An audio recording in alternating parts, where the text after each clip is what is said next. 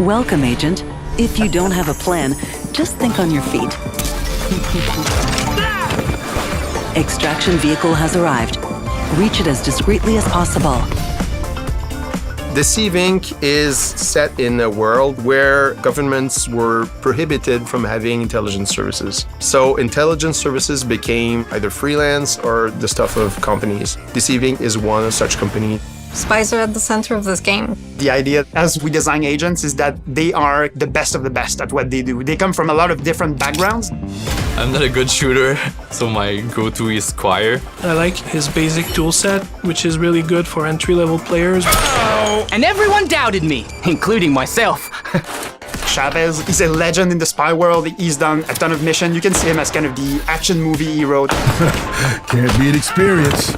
I really love to play Larson because I'm a terrible shot and his gun fires fast, so I can do corrective shooting. And when things go sour, I can just disappear and try to relocate.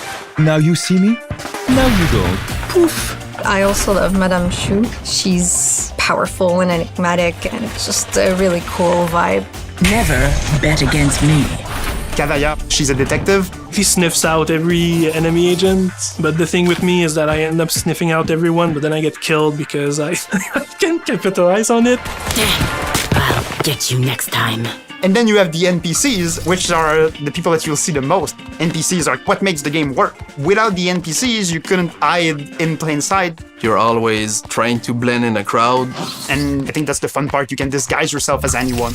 Does the NPC make me think he might be a player? Does that NPC fool me enough to think that it's not a player? It's really fun to do. What are you doing here? Then there's Iris, which is our artificial intelligence character, which is pretty much the narrator of the game. Cover lost. You are now sticking out like a sore thumb. Iris is a complex one. They are the center of Deceiving.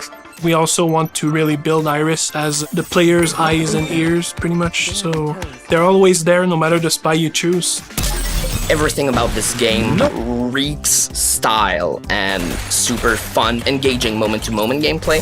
The forms are very more realist, but the textures and the colors are very bright, and we also add a little edge to all the shapes that kind of makes them pop.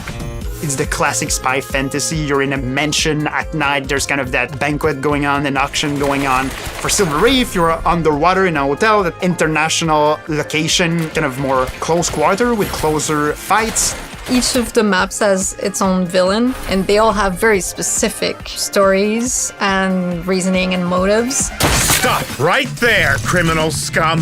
I think just the gadgets are a great example of that little toy that we want to be able to interact with a lot of different things in the kind of sandbox of the game. I like the spyglass because then I don't have to go towards the intel to take it because I feel like I'm too obvious. The bouncing mat is an all-star classic. I'm a sucker for traversal and mobility, so having a tool that lets you bounce up or just push people away.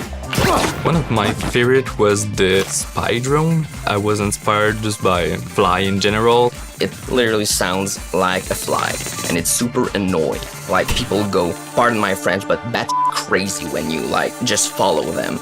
And so, it's super fun to do some psychological warfare to them. Go, go, thingy, go! People really love the ideas of disguising themselves as an object.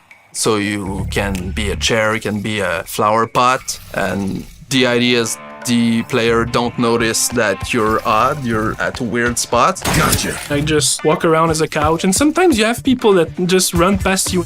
I should have made that shot. Why didn't I make that shot? Where did he come from? Oh, I saw him. How did I miss that toilet in the middle of the room? When you play as a toilet, you can just hide in plain sight in situations where your brain just doesn't compute there's a toilet on the corner of your eye. So look out for the toilets that are not in actual restrooms. Wow, Agent, you make us proud. One thing that we are thinking about when we go into the future is that people will know the basics of the game. So we can start trying stuff that's really kind of a bit more shocking in character abilities.